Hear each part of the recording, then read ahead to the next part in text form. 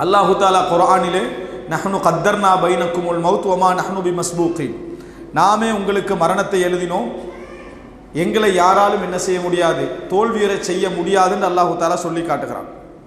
நாமே உங்களுக்கு மத்தியில் மரணத்தை எழுதினோம், எங்களை யாராலும் தோற்கடிக்க முடியாது. அல்லாஹு தாலா ஒரு சவாலாக மௌத்தை என்ன செய்கிறான், குர்ஆனிலே சொல்லி காட்டுகிறான். காரணம், நாம் மரணத்துக்கு எதிராக சவால் விடவில்லை, ஆனால் நம்ம வாழ்கிற வாழ்க்கை மரணத்துக்கு சவால் விடுற மாதிரி தான் இருக்குது. எங்களில் யாருமே நாம் மரணிக்க மாட்டோம் என்று சவால் விடவில்லை. ஆனால் வாழுகின்ற ஸ்டைலை பார்த்தீங்கன்னு சொன்னால் மௌத்துக்கு சவால் விடுற மாதிரி தான் வாழ்க்கை என்ன செய்யும் இருக்கும். யஹ்சபு அன்னமாலஹு அஹ்லதா, தனது பணம் தன்னை நிரந்தரமாக வாழ வைக்கும் என்று நம்புகிறார்கள், நினைக்கிறார்கள் என்று அல்லாஹ் தஆலா சொல்கிறான். நான் பணம் சம்பாதிச்சா நிரந்தரமாக வாழ வேண்டி யாரும் நினைக்கல. நான் பணம் சம்பாதிச்சா நான் மௌத்தாக மாட்டேன்னு யாரும் என்ன செய்யலை, நினைக்கல. யாராவது இருக்கிறாங்களா?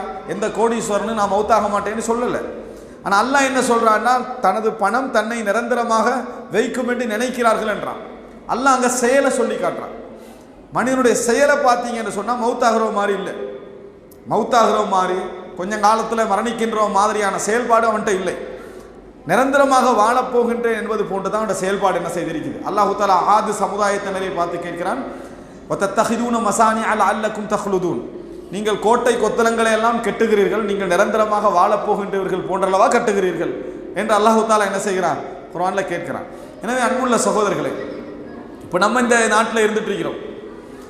நாட்டுக்கு போய் நம்மளோட வீடுகளை பார்த்தீங்கன்னு சொன்னால் 2 மாடி அழகாக கோடீஸ்வரன் மாதிரி வீடுகளை கட்டியிருப்போம் பலர். இங்கே நீங்கள் போய் பார்த்தீங்கன்னா, அதே நபர் இங்கே போய் பார்த்தீங்கன்னா ஆக கம்மியான ரேட்டில் எது ரெண்ட்டுக்கு ஒரு ரூமு கிடைக்குமோ அதில் உட்கார்ந்துட்டு இருப்பார். என்ன காரணம்? அவர்கிட்ட வசதி இருக்குது, நாட்டில் நல்லா மாளிகை மாதிரி வீடு கட்டிக்கிறாரு. இங்கே இயன்ற அளவுக்கு இது கம்மியாக கிடைக்குதோ அதை செலக்ட் பண்ணி என்ன செய்கிறார், வாழ்கிறாரு. காரணம் என்ன? அவரோட உள்ளத்தில் நான் இங்கே நிரந்தரம் இல்லைன்னு மனசு சொல்லுது. நான் இங்கே என்ன செய்ய போகிறது இல்லை, நிரந்தரமாக இருக்க போகிறது. 20 வருஷம் வாழ்கிறாரு, 25 வருஷம் வாழ்கிறாரு. உள்ளத்தில் என்ன இருக்குது, நான் இங்கே பெர்மனெண்ட்டாக இருக்க போகிறது இல்லையே, அதனால நான் என்ன செய்கிறேன், நாட்டில், அதாவது இந்த நாட்டோட ஒப்பிட்டா நம்ம எங்கே பெர்மனெண்ட் இருக்கிறோம், நாட்டில் தான் என்ன செய்கிறோம், பெர்மனெண்ட்டாக இருக்க போகிறோம். அதனால் அங்கே என்ன செய்கிறோம், கட்டுறோம். இங்கே ஒருத்தர் என்ன செய்கிறாருன்னு வைங்களேன், தட்டால் புட்டான்னு ஒரு வாழ்க்கை வாழ்கிறாரு, மாளிகையாக எடுக்கிறான்னு நாங்களே என்ன சொல்லுவோம் தெரியுமா, ஏன் அநியாயமாக காசு என்ன செய்கிறான், நாசமாக்கிட்டு இருக்கிறான், பணத்தை நாசமாக்கிட்டு இருக்கிறான். நாட்டில் போய் என்ன செய்யலாம், இதெல்லாம் நாட்டில் செலவழிச்சா கொஞ்சம் ஏதாவது தேர்மேன்றோம். இது நம்மளுக்கு விளங்குது தானே. ஆனால் நிரந்தரம் இல்லைன்னு உலக வாழ்க்கையே சொல்கிறோம், மறுமை தான் நிரந்தரம் என்றோம். ஆனால் நம்ம நாட்டுக்கு ஓமானுக்கு என்ன அட்வைஸ் பண்ணுறோமோ அதே அட்வைஸை பண்ணுறோமா, பண்ணலை. உலகத்தில் நம்ம நிரந்தரம் இல்லைன்னு சொல்லிக்கண்டு எப்படி இங்கே நம்ம நிரந்தரம் இல்லைன்னு நினைக்கிறோமோ அது மாதிரி நடக்கிறோமான்னு கேட்டால் நடக்கலை. எப்படி இருக்குதுன்னு சொன்னால் நிரந்தரமாக இருக்கிறவங்க போல தான் நமது செயல்பாடுகளாக என்ன செய்யுது, இருந்து கொண்டிருக்கு. அப்போ அதனால் மனிதனுக்கு மனதுக்கு அடிக்கடி என்ன தேவை என்றால், மனதை நெறிப்படுத்தக்கூடிய சில உபதேசங்கள் தேவை. மனிதன் மறந்து விடுகிறான். மறதி என்பது ஒரு சில நேரங்களில் ரஹ்மத்தும் தான், ஒரு சில நேரங்களில் அது தண்டனையும் தான். மனிதன் மறந்து விடுவதனால் ரசூலுல்லாஹி ஸல்லல்லாஹு அலைஹி வஸல்லம் நிறைய உபதேசங்கள் சொல்லி தந்தார்கள். எங்களோட கல்பு தூரம் இல்லாமல் இருக்கணும் என்பதற்காக வேண்டி குர்ஆனை ஓதுங்கன்னு சொன்னாங்க, நல்ல மக்களோட பழகுங்கன்னு சொன்னாங்க, நல்ல சுஹ்பத்தோடு இருங்கன்னாங்க, கபர்களை ஜியாரத்து செய்யுங்கன்னு சொன்னாங்க, மரணத்தை ஜனாசால கலந்து கொள்ளன்னு சொன்னாங்க. காரணம் என்ன? ஃபைன்னஹா துதக்கிருக்குமுல் ஆஹிரா, உங்களுக்கு அது மறுமை நாளை என்ன செய்யும், ஞாபகப்படுத்தும். பல கவிதைகளில் பார்க்கிறோம், கஃபா பில் மௌத்தி வாஇதன், உங்களுக்கு உபதேசகராக இருக்க மரணம் மட்டும் போதும். மௌத்தை பற்றி படிங்க, அது பெரிய உபதேசம். மௌத்தை பற்றி படிச்சிங்கன்னு சொன்னால் அது பெரிய உபதேசம்.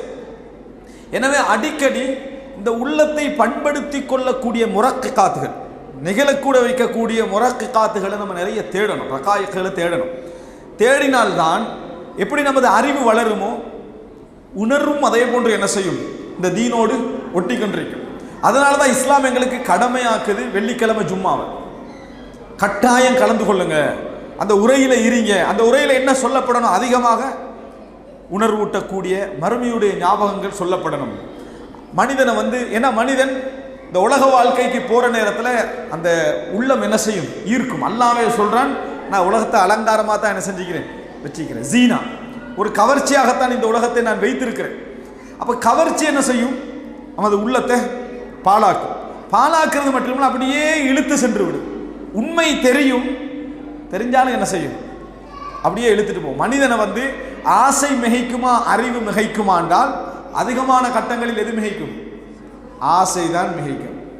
சாதாரணமான நம்மளோட நோய்கள் எல்லாம் எடுத்து பாருங்க. ஒருத்தருக்கு சுகர் இருக்குது, ஒருத்தருக்கு கொலஸ்ட்ரால் இருக்குது, ஒருத்தருக்கு ப்ரெஷர் இருக்குது, எல்லாம் இருக்குது. உப்பு சாப்பிடாதேன்னு சொல்கிறான், பழமொழியன்னு சொல்லி தின்றான். உப்பு இல்லாத பண்டம் குப்பையிலன்ட்டு என்னது தொப்பையில் அதை போட்டு என்ன செய்கிறான்? நோயை வரவழைச்சிக்கிறான். நமக்கு விளங்குது, நமக்கு பிழை, சாப்பிட்ற நம்மளுக்கு நல்லதில்லை, ஆனால் என்ன செய்கிறோம்? சாப்பிட்றோமா இல்லையா? பிழைன்னு விளங்குது. ஆசை என்ன செய்யும்? அறிவை மிகைக்கும் பல இடங்கள்ல. அப்ப மிகைக்காம இருக்கணுமாக இருந்தால் யதார்த்தங்களை அடிக்கடி அடிக்கடி அடிக்கடி உள்ளத்துக்கு ஞாபகப்படுத்தி கொண்டே இருக்க வேண்டும். நிறைய எதை விட்டு தூரமாகணும் தெரியுமா? தத்துவம் பேசுறதை விட்டு தூரமாகணும். தத்துவம் இருக்குது, இது வந்து பேசினா நல்ல மாதிரி இருக்கு. குர்ஆனும் சுன்னாவும் தத்துவம் என்று இன்று பேசப்படக்கூடிய தத்துவங்களை சொல்லல, அது ஒரு வழிகாட்டு.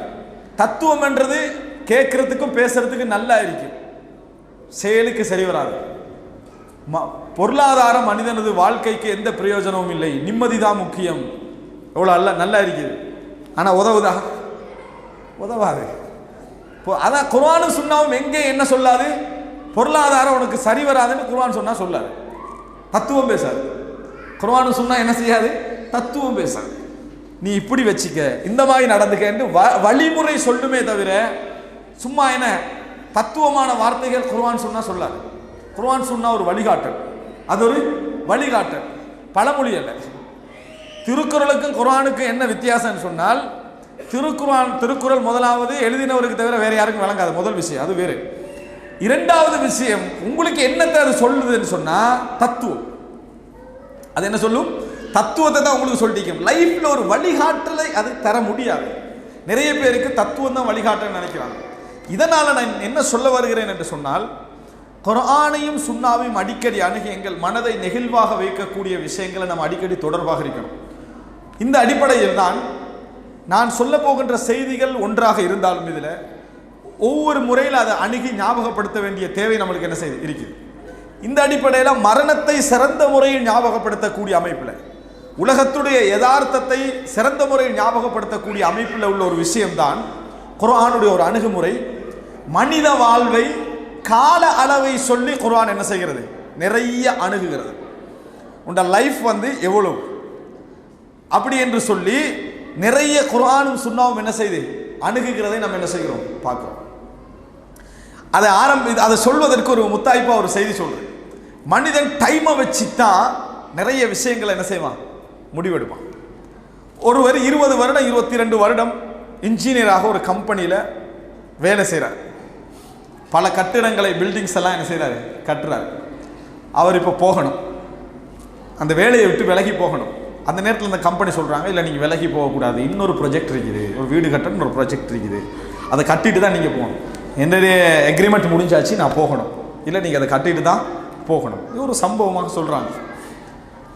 சரி, நம்ம போக போகிற டைமில் இன்னொரு ப்ரொஜெக்ட்னு சொல்கிறாங்களேன்னு சொல்லி, கடைசி நேரம் தானே, என்ன செஞ்சால் என்ன, நம்மளுக்கு என்ன இன்க்ரிமெண்ட் வரப்போகுதா, நமக்கு பாராட்டு மழை வரப்போகுதான்னு சொல்லி ஆக வேஸ்ட்டாக முடிஞ்சளவு வேகமாக ஒரு மாதத்து டைமுக்குள்ளே வேகமாக வீட்டில் என்ன செய்கிறாரு?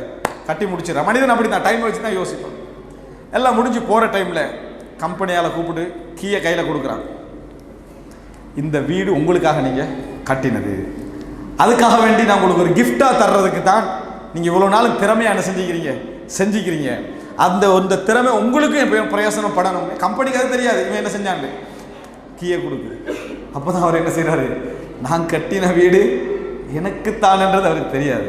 எனவே அன்புள்ள சகோதரர்களே, இந்த உலகத்தில் நீங்கள் இதன் ஊடாக நம்ம என்ன செய்தி சொல்கிறோம்டா, யாருக்கு என்ன செஞ்சீங்கன்றதில்ல, உங்களுக்கு கட்டின வீடு எப்படி கட்டினீங்கன்றதான் முக்கியம். மறுமையில் மற்றவங்களுக்கெல்லாம் நீங்கள் நிறைய செஞ்சுருப்பீங்க, அது வேறு. உங்களுக்கு நீங்கள் எவ்வளோ வீக்கான வீடை கட்டிக்கிறீங்க.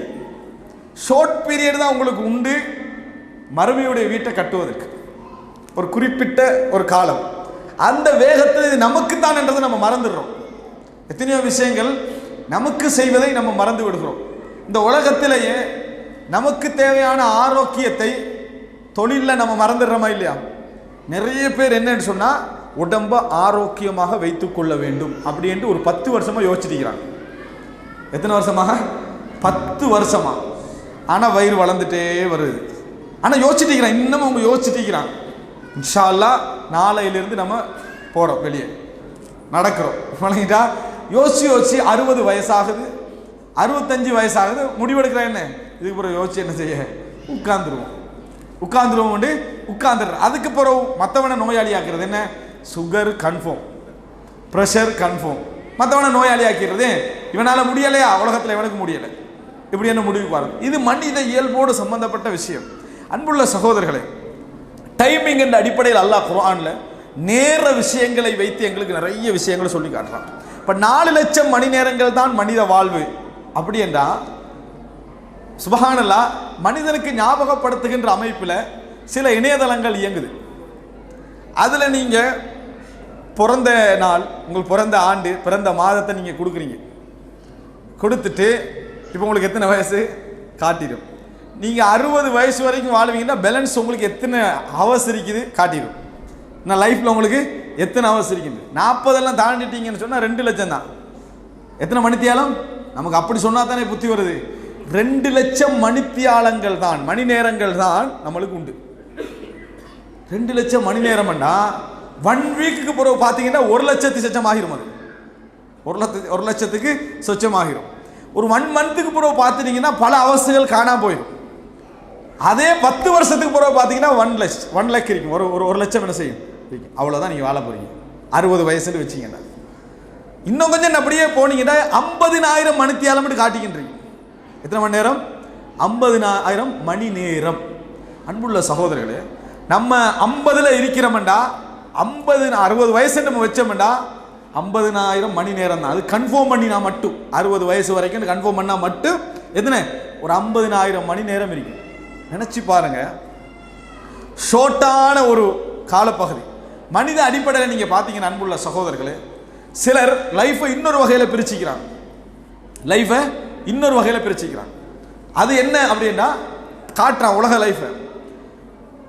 பர்த், உலகத்தில் எத்தனை பிறப்பு நடக்குது சரியா, அதுக்கு ஒரு இணையதளம் இருக்குது. அதில் 2ஐயும் காட்டுவான். அந்த நம்பர் ஏறிக்கண்டே இருக்கும் செகண்டுக்கு. அதாவது ஒரு செகண்டுக்கு ஒரு குழந்தையாவது பிறக்குமே, ஒரு குழந்தையால் அதை விட நிறைய பிறக்கும்.